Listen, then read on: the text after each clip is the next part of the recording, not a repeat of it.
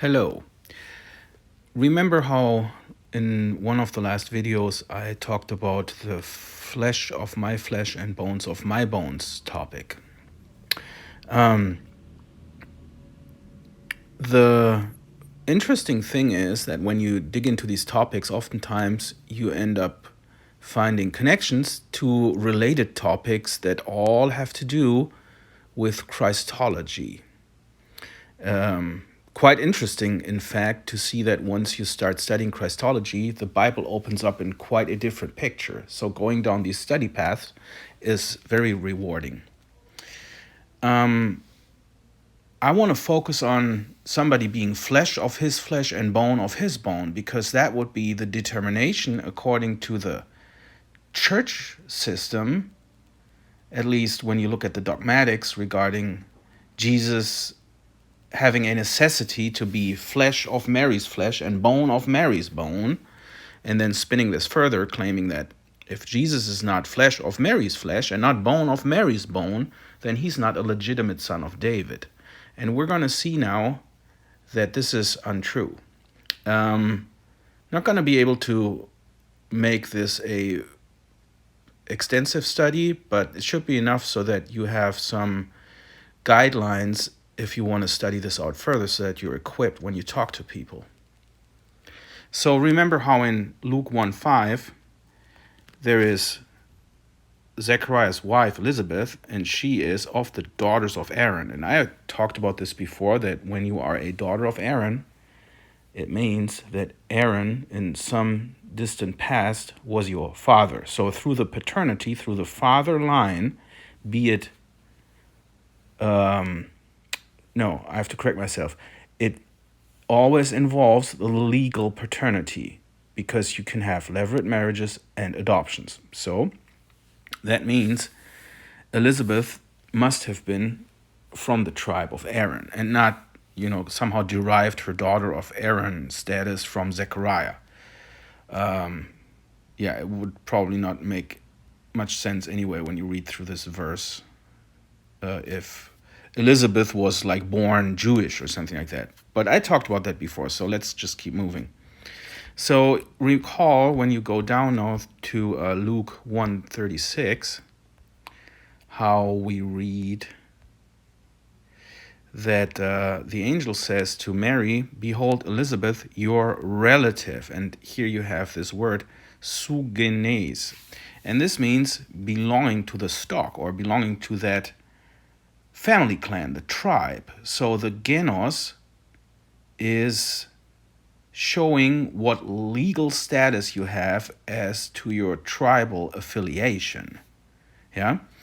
And we will see now that this is not to be equated with flesh of somebody's flesh and blood of somebody's blood, as would be the case when you look at the sort of Western world interpretation of maternal side relatives. So whoever is like the brothers of your mother would not be your sugenes, and not even your uncles, but they would be called your brothers, adelphos, when you look in the Septuagint. So let me show you two examples that I have found, because I was looking for flesh of my flesh and bone of my bone, or blood of my blood. Well, that's not the way the Bible says it. So I got a little bit mixed up there.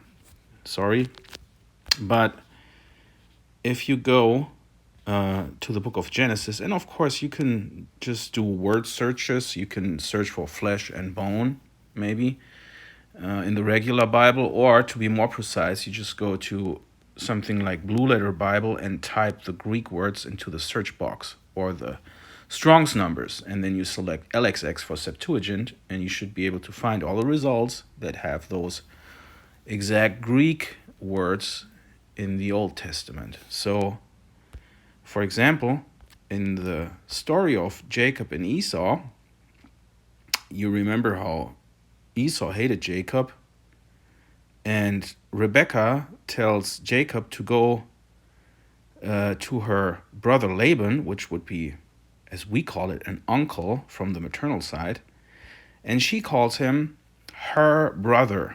Yeah, so she says, "Hey, my son, go to my brother." That's one thing that I found interesting, that she doesn't say, go to my to your uncle or something like that.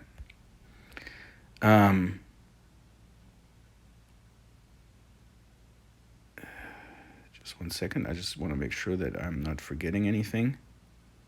Yeah. No. So she sends him to Laban.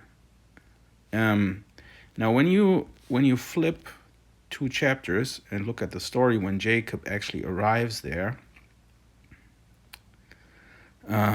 he addresses the people he runs into, which were relatives from Laban. My brothers, where do you come from? And he says, do you know Laban, the son of Nahor? So yeah, this is just an assumption I'm making, that he addresses them as brothers because he's guessing they are relatives. But yeah, I mean, don't want to be too dogmatic about that. It's not relevant for us. Do you know Laban, the son of Nahor? They said, we know him. He said, is it well with him? They said, it is well. And see, Rachel, his daughter, is coming with the sheep. So that's kind of what's happening here. He's running into those people. And then Rachel shows up, and Jacob sees Rachel, the daughter of Laban, his mother's brother. So interesting again, the Bible doesn't say his uncle or something like that. Then in verse 12 is when I had my little shock moment, when I thought, no, because it says Jacob told Rachel that he was her father's kinsman. And I thought, excuse my language, I thought, crap. Was I wrong? This all was fitting together nicely for 2 years. But I have to tell you, you do get those moments where you think, that doesn't fit in. But there's always a solution. And in this case, as you look into the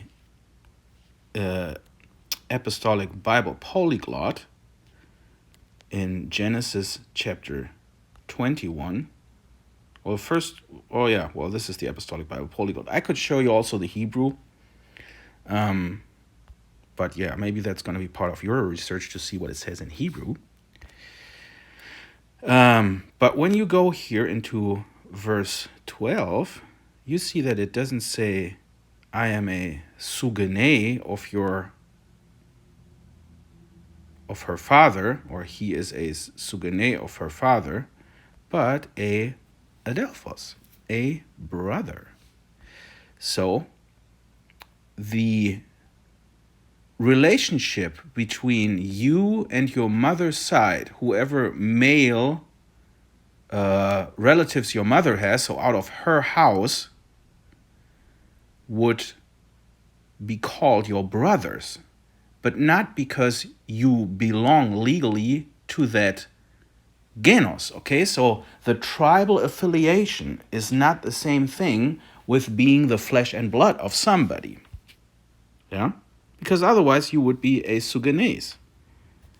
Now, moving back again, as soon as Laban heard the news about Jacob, his sister's son, yeah, so you always see there is, wait, hold on. And then here it comes.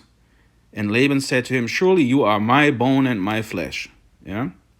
Laban said to Jacob, behold, you are my kinsman. Let's flip back. Behold, you are my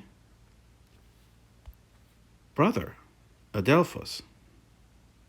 A little side note.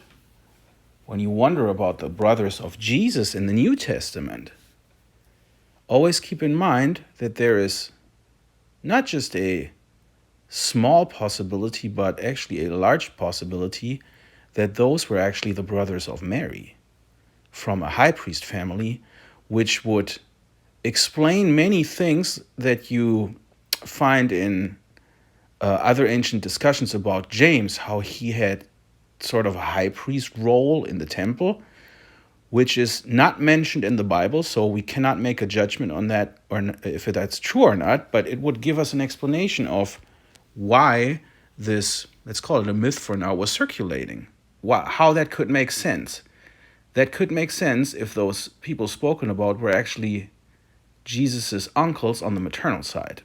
Another possibility, of course, is that they all came from a former marriage of Joseph. Now, the last possibility would be that Mary had these children after Jesus, but I have always found this to be a little bit unrealistic when I look at the Bible. And part of the reason is the way that the brothers engaged with Jesus. It sounds more like he was the youngest one. They didn't believe in him, and they were kind of treating him that way, like, hey, well, if you think you're the big guy, then just, show up, show yourself to everybody and tell everyone. But yeah, sticking here, though, again, what's translated as relative or kinsman that's actually a false translation, because he doesn't belong to their kin. He's not part of their stock, which is legally determined. Let's take a quick look at the King James, see how they translate that. For he was her father's brother. Okay. Laban said, surely you are bone of my bone, my bone and my flesh, because thou art my brother. So this is a more correct translation here. The other instance that's even more interesting, you always start with the less interesting one, in the hopes that people will listen long enough to hear the second one. But yeah, that's up to everybody. I don't know how interesting you find this topic. I think that is where the whole wisdom of the Bible is buried, the Christological discussion. Who is Jesus Christ? That's where the meat is. So Abimelech, the son of Jerubbaal, and this is Judges 9:1, went to Shechem to his mother's relatives. Why not his own? And let's take a look at what the relatives are in the Apostolic Bible Polyglot. So we go to Judges, chapter 9. And went Abimelech, the son of Jerubbaal, into Shechem to the adelphos of his mother. So they are neither called his sugenes nor his adelphos, which they probably were though, but there seems to always be, when you read that, an avoidance by the biblical writers to call the mother's relatives his sugenes. Because again, suggenos means belonging to the tribe, if you will, to the offspring. Say in the ears of all the leaders of Shechem, which is better for you, that all 70 of the sons of Jerubbaal rule over you, or that one rule over you? Remember also that I am your bone and your flesh. This is how I found this. And then it says, and his mother's relatives spoke all these words on his behalf in the ears of all the leaders of Shechem, and their hearts inclined to follow Abimelech, for they said, he is our brother. Yeah. They gave him 70 pieces of silver, yada yada. Verse 5. And he went to his father's house at Ophrah and killed his brothers, the sons of Jerubbaal, 70 men on one stone. But Jotham, the youngest son of Jerubbaal, was left, for he hid himself. And all the leaders of Shechem came together, and all Beth Milo, and they went and made Abimelech king by the oak of the pillar at Shechem. Sorry, I was just disturbed because somebody came home. So let's flip back again to the Apostolic Bible Polyglot. Verse. First of all, here's the bone and your flesh, yeah?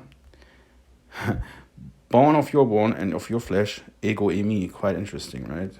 Was he saying that he is God there? No. Okay.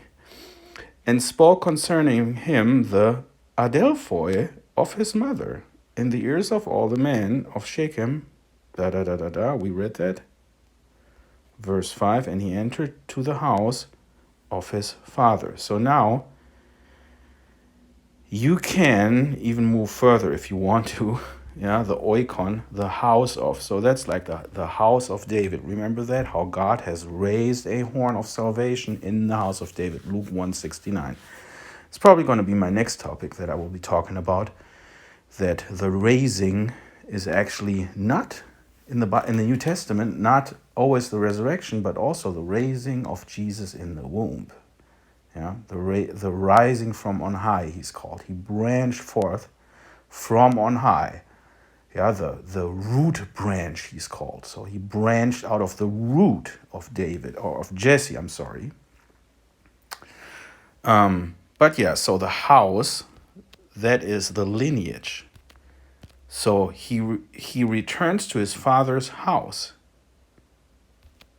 And the result of this small study now is, and you can investigate this further, that relatives on the maternal side are never called suganes. They are always called the mother's brothers. Yeah. So there always seems to be a sharp distinction between flesh and blood, relatives in a Western understanding on the maternal side, and tribal affiliation because it comes from the paternal side, so from the father.